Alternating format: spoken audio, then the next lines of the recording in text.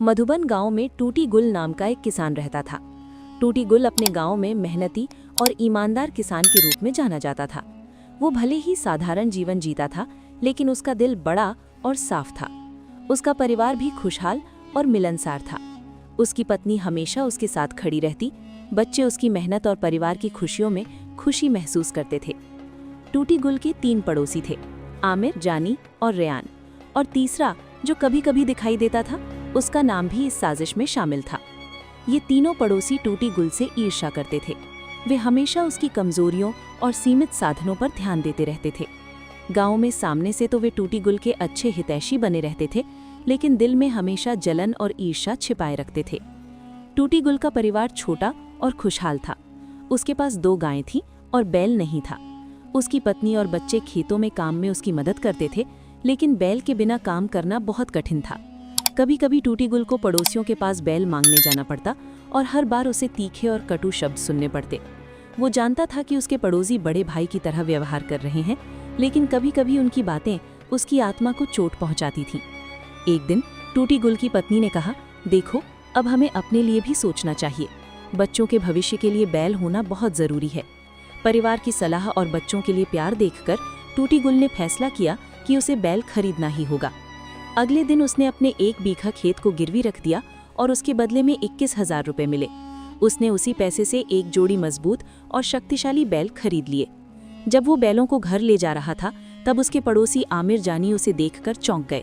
टूटी गुल ने मुस्कुराते हुए कहा, हाँ, इन्हें मैंने खरीद लिया। आमिर जानी के मन में जलन उभर गई, लेकिन वो कुछ नहीं कह सका। टूटी गुल ने बैलों को खूंटे से बांधा और अपने बेटे रेयान को बुलाया। रेयान खुशी से दौड़ता आया और दोनों बैलों को देखकर उछलने लगा। उसकी पत्नी ने बैलों की आरती उतारकर उनकी सुंदरता बढ़ाई और उनके माथे पर तिलक लगाया। गांव के कुछ लोग भी आ गए और टूटी गुल की प्रशंसा करने लगे। वे देखकर हैरान थे कि इतने साधारण किसान ने इतनी मेहनत और साहस से बैल खरीदे। अगले दिन सुबह होते ही टूटी गुल अपने बैलों को चारा देने बाहर गया। वो सोच रहा था कि अब उसका काम आसानी से हो जाएगा और बच्चों के लिए खेती बेहतर होगी। उसके पड़ोसी आमिर जानी और रेयान पड़ोसी अपने घर पर इकट्ठा हुए। आमिर जानी ने कहा, टूटी गुल ने बैल खरीद लिए हैं, अब हमें कुछ उपाय करना चाहिए कि वो बैल हमेशा के लिए खो दें। नंदू और बांकेलाल ने भी इस योजना में शामिल होकर कहा, हमें बैलों की कमजोरियों को देखकर भ्रम फैलाना होगा और उसे नुकसान पहुंचाना होगा। तीनों ने अपनी साजिश रात भर चर्चा की। हर कोई किसी न किसी को डांटता, झल्लाता और योजना को अंतिम रूप देता रहा।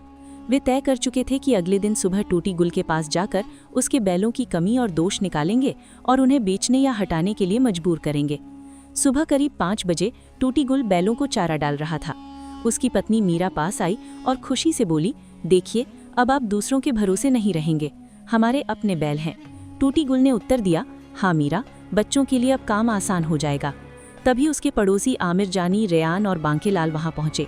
टूटी गुल ने उनका स्वागत किया और आदाब किया। तीनों पड़ोसी अपने इशारों में बैलों की जांच करने लगे। टूटी गुल की पत्नी मीरा और बेटा रेयान उसके पास खड़े थे। उन्होंने पिता को समझाया कि पड़ोसियों की बातें हमेशा ईर्ष्या और जलन से भरी रहती हैं। टूटी गुल ने महसूस किया कि उनके कहने में सच्चाई है। उसने खुद से कहा, शायद ये उनका कोई षड्यंत्र है, पर हमें संयम रखना चाहिए। अल्लाह पर भरोसा और परिवार का समर्थन ही अब मेरी ताकत है। गांव के लोग भी बैलों को देखने आए और टूटी गुल की प्रशंसा करने लगे। लोग कह रहे थे कि इतने साधारण किसान ने कैसे अपने मेहनत और समझदारी से बैल खरीद लिए। टूटी गुल ने सोचा कि अब वो अपने बैलों और बच्चों की भलाई के लिए किसी पर भरोसा नहीं करेगा, बल्कि खुद ही मेहनत और समझदारी से अपने काम को आगे बढ़ाएगा। कुछ ही दिन बाद टूटी गुल के पड़ोसी आमिर जानी, रेयान और बांकेलाल अपनी पुरानी साजिश को अंजाम देने लगे। वे रात के अंधेरे में बैलों के पास पहुंचे और उन्हें जहर दे दिया। अगले दिन सुबह जब टूटी गुल अपनी गायों को चारा देने गया, तो उसने देखा कि दोनों बैल खूंटे से बंधे बंधे बेहोश और मरे हुए हैं। टूटी गुल के होश उड़ गए। उसकी आंखों के सामने उसकी मेहनत और परिवार की खुशी टूट गई। मीरा दौड़ती हुई वहां आई और रोने लगी। बेटा रेयान भी अपने पिता के पास आया और बोला, बापू, अब हम क्या करेंगे? टूटी गुल ने गहरी सांस ली। उसने गांव के लोगों की मदद से दोनों बैलों को खेतों से दूर जमीन में दफना दिया। पड़ोसी जैसे कोई घटना से अनजान बने रहे, पर टूटी गुल को अब समझ आ गया कि उनके मन में हमेशा ईर्ष्या और जलन रहती है। उसने अपने परिवार के साथ बैठकर फैसला किया कि अब वो किसी पर भरोसा नहीं करेगा और अपने प्रयास और मेहनत से ही जीवन की चुनौतियों का सामना करेगा। टूटी गुल की पत्नी मीरा और बेटा रेयान भी उसके साथ खड़े रहे। इस कठिन घड़ी में उसने सब्र, समझदारी और अल्लाह पर भरोसा बनाए रखा। धीरे धीरे टूटी गुल ने अपने खेतों में फिर से काम शुरू किया। उसने मेहनत और बुद्धिमानी से खेती बढ़ाई और अपने बच्चों के भविष्य के लिए स्थिरता बनाई। पड़ोसी अपनी ईर्ष्या में असफल रहे और टूटी गुल का परिवार खुश और सुरक्षित रहा। अगर आपको मेरी कहानी पसंद आई तो इस चैनल को जरूर सब्सक्राइब करें, वीडियो को लाइक करें और अपने दोस्तों के साथ शेयर करना ना भूलें।